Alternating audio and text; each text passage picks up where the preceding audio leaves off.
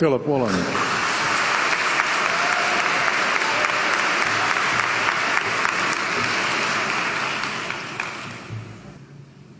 King Lear, late at night on the cliffs, asks the blind Earl of Gloucester, "How do you see the world?" And the blind man Gloucester replies, "I see it feelingly. And shouldn't we all? Animals must be off the menu because tonight they are screaming in terror in the slaughterhouses, in crates and in cages, vile, ignoble gulags of despair." You see, I heard the screams of my dying father as his body was ravaged by the cancer that killed him. And I realized I'd heard those screams before.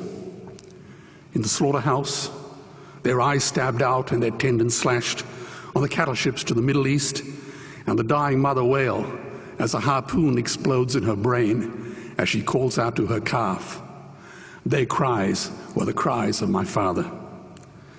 And I discovered that when we suffer as equals. And in their capacity to suffer, a dog is a pig, is a bear, is a boy. Meat today is the new asbestos, more murderous than tobacco. CO2, methane and nitrous oxide from the livestock industry are killing our oceans with acidic, hypoxic dead zones. 90% of small fish are ground up into pellets to feed to livestock. Vegetarian cows today are the world's largest ocean predators. The oceans are dying in our time. By 2048, all our fisheries will be dead, the lungs and the arteries of the earth. Billions of bouncy little chicks are ground up alive simply because they are male. Only 100 billion people have ever lived. 7 billion people live today. And yet we torture and kill 2 billion sentient living beings every week. 10,000 entire species are wiped out every year because of the actions of one. And we're now facing the 6th mass extinction in cosmological history. If any other organism did this, a biologist would call them a virus. It is a crime against humanity of unimaginable proportions. But happily, the world is changing. 10 years ago, Twitter was a bird sound. www was a stuck keyboard. Cloud was in the sky. 4G was a parking space. Google was a baby's burp. Skype was a typo. And Al-Qaeda was my plumber. Victor Hugo said, "There is nothing more powerful than an idea whose time has come." Well, animal rights today is now the greatest social justice issue since the abolition of slavery. Do you know there are over 600 million vegetarians in this world? And that is bigger than the United States, England, France, Germany, Spain, Italy, Canada, Australia, New Zealand, all put together. If we were one nation, we would be bigger than the 27 nations of the European Union. Can you believe that? And despite this massive demographic footprint, we are still drowned out by the raucous hunt and shoot and killing cartels who believe that violence is the answer when it should not even be a question. Meat kills animals, kills us, and is killing our economies. Medicare has already bankrupted the United States. They will need $8 trillion invested in treasury bills just to pay the interest, and they have precisely zero. They could shut down every school, Army, Navy, Air Force, Homeland Security, Marines, CIA, and FBI, and they still will not have the money to pay their doctor bills.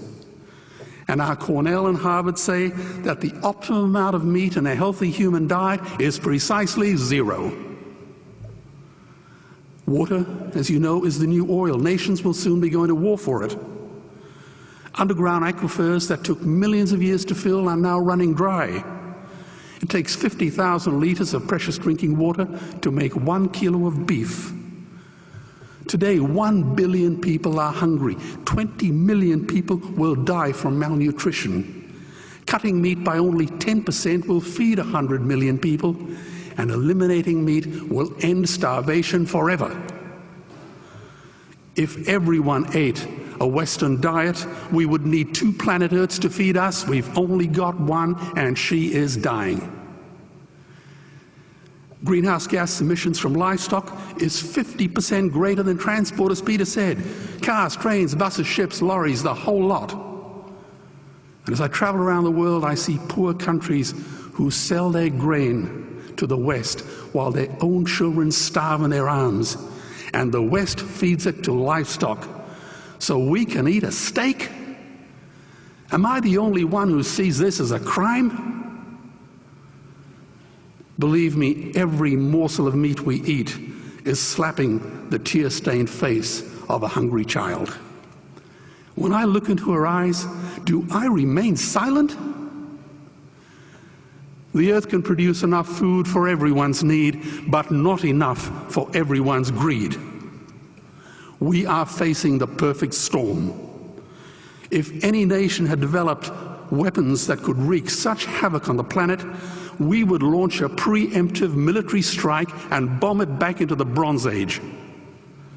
But it's not a rogue state, it's an industry. The good news is we don't have to bomb it. We can just stop buying it. Sir George Bush was wrong.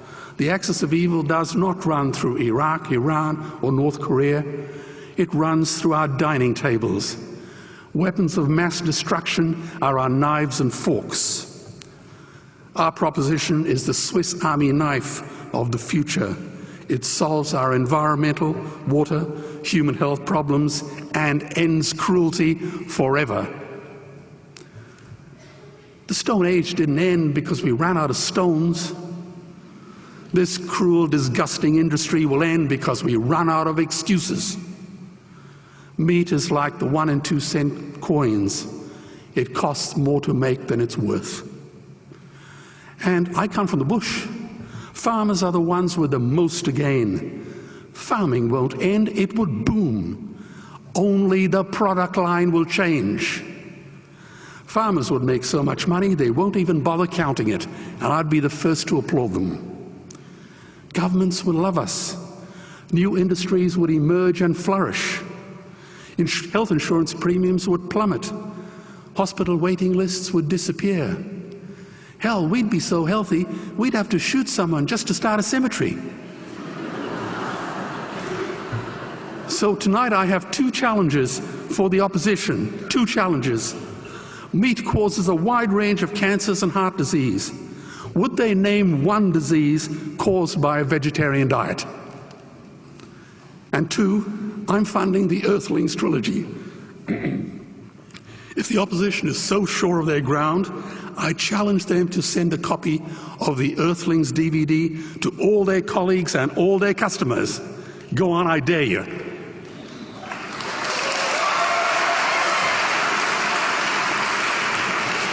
Animals are not just other species, they are other nations, and we murder them at our peril. The peace map is drawn on a menu. Peace is not just the absence of war, it is the presence of justice. Justice must be blind to race, color, religion, or species. If she's not blind, she will be a weapon of terror. And tonight, there is unimaginable terror in those ghastly Guantanamos we call factory farms or slaughterhouses. Believe me, if slaughterhouses had glass walls, we wouldn't be having this debate tonight. You see, I believe another world is possible.